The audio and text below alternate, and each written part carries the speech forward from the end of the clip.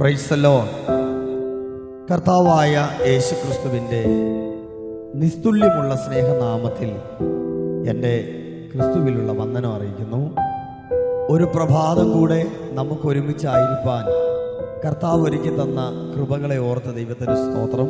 എല്ലാവരെയും ദൈവം ധാരാളമായി അനുഗ്രഹിക്കുമാറാകട്ടെ. ഒരു തിരുവെഴുത്ത് നമുക്കിന്ന് പകൽ ചിന്തിക്കാം. മത്തായി എഴുതിയ സുവിശേഷം 21-ാം അധ്യായം 22-ാമത്തെ വേദഭാഗം. വിശ്വസിച്ചുകൊണ്ട് പ്രാർത്ഥനയിൽ എന്ത് യാചിച്ചാലും നിങ്ങൾക്ക് ലഭിക്കും എന്ന് ഉത്തരം പറഞ്ഞു. ഈ തിരുവെഴുത്തിൻ്റെ ചരിത്ര പശ്ചാത്തലങ്ങൾ അതിൻ്റെ 18-ാമത്തെ വാക്യം മുതൽ നമുക്ക് ചിന്തിക്കാൻ കഴിയും. യേശുവും ശിഷ്യന്മാരും രാവിലെ അവർ നഗരത്തിലേക്ക് കടന്നു വരുമ്പോൾ കർത്താവായ യേശുക്രിസ്തുവിന് വിശന്നപ്പോൾ കർത്താവ് വഴിയരികെ ഒരു അത്തിവൃക്ഷം നിൽക്കുന്നത് കണ്ടു. ആ അത്തിവൃക്ഷത്തിൽ കർത്താവ് അത്തിപ്പഴമുണ്ടോ എന്ന് നോക്കാൻ ചെന്നപ്പോൾ, അർത്ഥാൽ ഫലമുണ്ടോ എന്ന് നോക്കാൻ കർത്താവ് ചെന്നപ്പോൾ അവിടെ ഇലയല്ലാതെ ഫലമൊന്നുമില്ല. കർത്താവ് ഉടനെ പറഞ്ഞു, നിന്നിൽ ഇനി ഒരു നാളും ഫലമില്ലാതെ പോകട്ടെ എന്ന് കർത്താവ് പറഞ്ഞു. ക്ഷണത്തിൽ ആ അത്തി ഉണങ്ങി എന്ന് ദൈവത്തിന്റെ വചനം പഠിപ്പിക്കുന്നു. അപ്പോൾ ഇത് കണ്ടപ്പോൾ ശിഷ്യന്മാർക്ക് ഒരു അതിശയം. ഇത്ര പെട്ടെന്ന് ഇങ്ങനെ ഈ അത്തി ഉണങ്ങിയത് കണ്ടപ്പോൾ അവർ ആശ്ചര്യപ്പെടുവാനിടയായി മാറി. അപ്പോൾ യേശു പറഞ്ഞു, അവർ ആശ്ചര്യപ്പെട്ടു. അതിന് യേശു, നിങ്ങൾ സംശയിക്കാതെ വിശ്വാസമുള്ളവരായാൽ ഈ അത്തിയോട് ചെയ്തത് നിങ്ങളും ചെയ്യും. സത്യം പറഞ്ഞാൽ കർത്താവ് ചില കാര്യങ്ങൾ ശിഷ്യന്മാരെ പഠിപ്പിക്കുകയാണ്. അവരെ വിശ്വാസത്തിൻ്റെ ആഴങ്ങൾ പഠിപ്പിക്കുന്നു എന്നാണ് എനിക്കത് ചിന്തിക്കുവാൻ ഇടയായി മാറിയത്. സംശയിക്കാതെ വിശ്വസിക്കണം. ഞാൻ അതിലേക്ക് മടങ്ങി വരുന്നതിന് മുമ്പ് 1-2 ചിന്തകൾ ദൈവം തന്നത് നിങ്ങളോടൊന്ന് കൈമാറി. കർത്താവ് പറയുകയാണ്, അത്തിവൃക്ഷത്തിൽ ഫലമുണ്ടോ എന്ന് തിരയാൻ കർത്താവ് വന്നപ്പോൾ ഇലയല്ലാതെ ഫലമൊന്നുമില്ല. എൻ്റെ പ്രിയപ്പെട്ടവരെ, നമ്മൾ ഫലമുള്ളവരാകണം. ഇല മാത്രമായിരുന്നാൽ കാര്യം നടക്കത്തില്ല. നമ്മളെ നട്ടതിന് ദൈവത്തിനൊരു ഉദ്ദേശമുണ്ട്. യോഹന്നാൻ സുവിശേഷം 15-ാം അധ്യായം നമ്മൾ പഠിക്കുമ്പോൾ നമുക്ക് കാണാൻ കഴിയുന്നത്, കർത്താവ് പറയുന്നു, നിങ്ങൾ എന്നെ തിരഞ്ഞെടുത്തു എന്നല്ല, ഞാൻ നിങ്ങളെ തിരഞ്ഞെടുത്തു. എന്തിനാ തിരഞ്ഞെടുത്തത്? അവിടെ വചനം സ്പഷ്ടമായി പറയുന്നു, നിങ്ങൾ പോയി ഫലം കായ്ക്കേണ്ടതിനും നിങ്ങളുടെ ഫലം നിലനിൽക്കേണ്ടതിനും തിരഞ്ഞെടുത്തു. എൻ്റെ പ്രിയപ്പെട്ടവരെ, ദൈവം നമ്മെ തിരഞ്ഞെടുത്തതിൻ്റെ പിന്നിലെ കാരണം നമ്മളിൽ ഒരു ഫലം പുറപ്പെടണം. ആത്മാവിൻ്റെ ഫലം നമ്മളിൽ പുറപ്പെടുന്നവരായിത്തീരണം.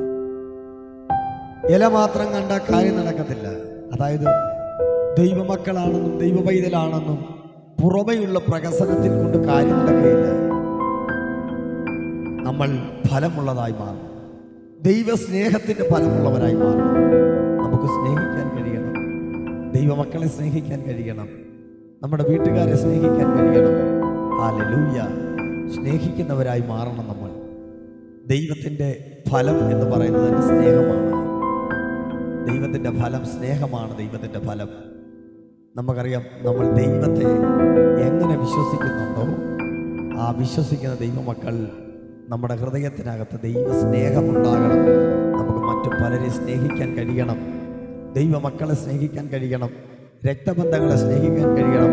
മാതാപിതാക്കളെ സ്നേഹിക്കാൻ കഴിയണം. ഭാര്യ ഭർത്താക്കന്മാർ സ്നേഹിക്കാൻ കഴിയണം. മക്കൾ അപ്പനമ്മമാരെ സ്നേഹിക്കാൻ കഴിയണം. സ്തോത്രം. അതാ ദൈവത്തിൻ്റെ ഫലം, ദൈവ സ്നേഹം തന്നെ എന്ന് ദൈവത്തിൻ്റെ തിരുവെടുത്ത് പറയുമ്പോൾ, എന്നെ കേൾക്കുന്ന പ്രിയപ്പെട്ടവരെ, ആരെയും സ്നേഹിക്കാൻ കഴിയാതെ മാനസിക സംഘർഷത്തിനകത്ത് വേദനകളുടെ നടുവിൽ ഇന്ന് പകലും എന്നെ കേൾക്കുന്നവരാരെങ്കിലും ഉണ്ടെങ്കിൽ ദൈവാത്മാവിൻ്റെ ആലോചന ഞാൻ കൈമാറട്ടെ. നമ്മൾ ദൈവത്തിൻ്റെ സ്നേഹം നമ്മളിൽ വെളിപ്പെടട്ടെ. നമ്മൾ ദൈവത്തിൻ്റെ ഫലം നമ്മളിൽ ഉണ്ടാകട്ടെ. അതാ ഫലം തിരഞ്ഞ് കർത്താവ് വരും.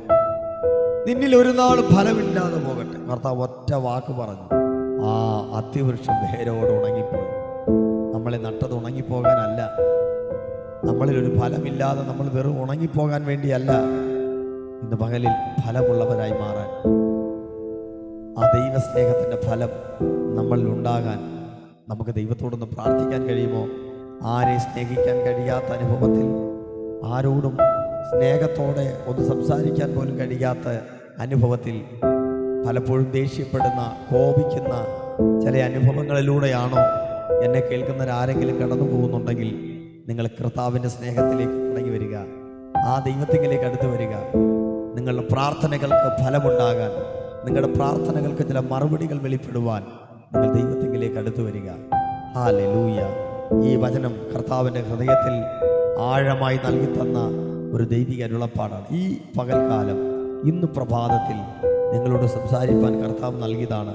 എവിടെങ്കിലും സാഹചര്യങ്ങളൊന്നും അനുകൂലമല്ലാത്തത് കൊണ്ട്, പ്രതികൂലങ്ങളായി ഏറി വരുന്നത് കൊണ്ട്, പ്രശ്നങ്ങൾ ഏറി വരുന്നത് കൊണ്ട്, ചിന്തിച്ചതുപോലെ കാര്യങ്ങൾ നടക്കാത്തത് കൊണ്ട്, ഹല്ലേലൂയ, എവിടൊക്കെയോ ആ സ്നേഹം, മറ്റുള്ളവരെ സ്നേഹിക്കാൻ കഴിയാത്ത ഒരു അനുഭവം നമ്മളിൽ ഉണ്ടാകുന്നുണ്ടെങ്കിൽ, ദൈവ പൈതലെ, രക്ഷിക്കപ്പെട്ട് സ്നാനപ്പെട്ട് ദൈവത്തെ ആത്മാവിൽ ആരാധിക്കുന്ന ദൈവ പൈതലാണെങ്കിൽ, ഇന്ന് പകൽ ഞാൻ ആത്മനിയോഗത്തോട് പറയാം, നിങ്ങൾ ദൈവസ്നേഹത്തിലേക്ക് മടങ്ങി വരിക. ക്രിസ്തുവിൻ്റെ സ്നേഹം മറ്റുള്ളവർ മുമ്പാകെ പ്രദർശിപ്പിക്കുക. ആ തരത്തിൽ ദൈവസ്നേഹത്തിലേക്ക് അടുത്തു വരാൻ ദൈവത്തിൻ്റെ ആത്മാവ് വ്യക്തമായ അരുളപ്പാടറിയിക്കുന്നു. ഹല്ലേലൂയ. ഇവിടെ വചനം പറയാം, ഉണങ്ങിപ്പോയി ക്ഷണം. ഇത് കണ്ട് ശിഷ്യന്മാർ ആശ്ചര്യപ്പെട്ടിട്ട് ഇതെങ്ങനെ സംഭവിച്ചു എന്നുള്ള ചിന്ത അവരെ ഭരിച്ചപ്പോൾ കർത്താവ് പറയുകയാണ്, നിങ്ങൾ സംശയിക്കാതെ വിശ്വാസമുള്ളവരായാൽ നിങ്ങൾ ഈ അത്തിയോട് ചെയ്ത് നിങ്ങളും ചെയ്യും. മാത്രമല്ല, ഈ മലയോട് നീങ്ങി കടലിൽ ചാടിപ്പോക എന്ന് പറഞ്ഞാൽ അതും സംഭവിക്കുമെന്ന് സത്യമായി നിങ്ങളോട് പറയുന്നു. എൻ്റെ പ്രിയപ്പെട്ടവരെ, സംശയിക്കരുത്, ദൈവത്തെ സംശയിക്കരുത്. ദൈവത്തിൻ്റെ അടുക്കൽ വരുന്നവൻ ദൈവം ഉണ്ടെന്നും, തന്നോട് യാചിക്കുന്നവർക്ക്, പ്രാർത്ഥിക്കുന്നവർക്ക് പ്രതിഫലം കൊടുക്കുന്നവനാണെന്നും നമ്മൾ വിശ്വസിക്കാൻ തയ്യാറായാൽ അവിടെ ദൈവപ്രവൃത്തി വെളിപ്പെടും.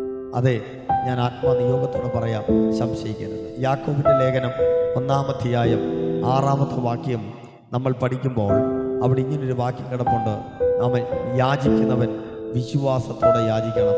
അതെന്താ അങ്ങനെ പറയാൻ യാക്കോബേ കാരണം എന്ന് ചോദിച്ചാൽ, യാക്കോബ് പറയും, അവൻ ഒന്നും സംശയിക്കാതെ വിശ്വാസത്തോടെ യാചിക്കണം. സംശയിക്കുന്നവൻ കാറ്റടിച്ചുലയുന്ന കടൽ തിരക്ക് സമൻ. ഇങ്ങനെയുള്ള മനുഷ്യൻ കർത്താവിൽ നിന്ന് വല്ലതും പ്രാപിക്കുമെന്ന് നിരൂപിക്കരുത്.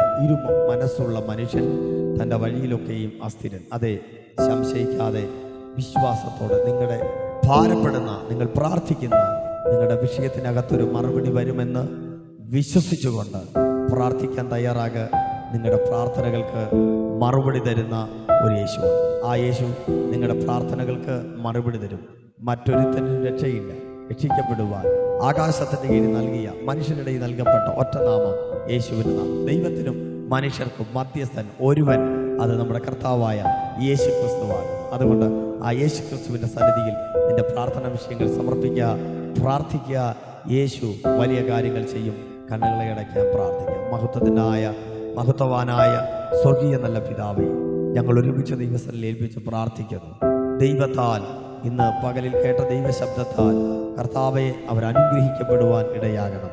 ദൈവസ്നേഹം നഷ്ടപ്പെട്ടു പോയ ആരെങ്കിലും എന്നെ കേൾക്കുന്നവരുണ്ടെങ്കിൽ, സ്നേഹിക്കാൻ കഴിയാതെ ഭാരത്തോടെ പ്രയാസത്തോടെ ആയിരിക്കുന്നവരാരെങ്കിലും ഉണ്ടെങ്കിൽ അവരെ കർത്താവ് ആശ്വസിപ്പിക്കണം. വചനത്തിൻ്റെ വിടുതൽ അവരുടെ ജീവിതത്തിൽ നടക്കട്ടെ. ദൈവം അവരെ അനുഗ്രഹിക്കണം. ദൈവസ്നേഹത്തിലേക്ക് അവരെ കൂട്ടിവരുത്തണം. ദൈവകൃപ കൊണ്ട് നിറയ്ക്കണം. ഓരോ ആവശ്യങ്ങളുടെ നടുവിലും ദൈവകരം ചലിക്കണം. ഈ വചനം അവരുടെ ജീവിതത്തിൽ വിടുതലായി മാറട്ടെ. പ്രാർത്ഥന കേൾക്കണം യേശുവിൻ നാമത്തിൽ തന്നെ. ആമേൻ, ആമേൻ, ആമേൻ. കർത്താവ് ഒത്തിരി അനുഗ്രഹിക്കട്ടെ. നിങ്ങളുടെ വിലയേറിയ സപ്പോർട്ടുകൾക്ക് ഒത്തിരി നന്ദി അറിയിക്കുന്നു. ആമേൻ. ഇത് ലൈക്ക് ചെയ്യുക, ഷെയർ ചെയ്യുക, അനേകരിലേക്ക് എത്തിക്കുക. അത് അനേകർക്ക് ഒരാശ്വാസം വിടുതലുമാകട്ടെ. ആമേൻ. ദൈവത്തിൻ്റെ മഹത്വം വെളിപ്പെടട്ടെ. വേഗത്തിൽ നമ്മുടെ പാട്ടിറങ്ങുന്നു. ദൈവം അനുവദിച്ചാൽ വരുന്ന ശനിയാഴ്ച അരുൺ മണക്കാല എന്ന യൂട്യൂബ് ചാനലിലൂടെ യേശുവേ നീ സ്നേഹം ഓർക്കുമ്പോൾ എന്നുള്ള ഗാനം പുറത്തു വരുന്നു. വളരെയധികം പ്രാർത്ഥനയോടെ ആയിരിക്കാം. കർത്താവ് നമ്മെ അനുഗ്രഹിക്കുമാറാകട്ടെ. God bless you.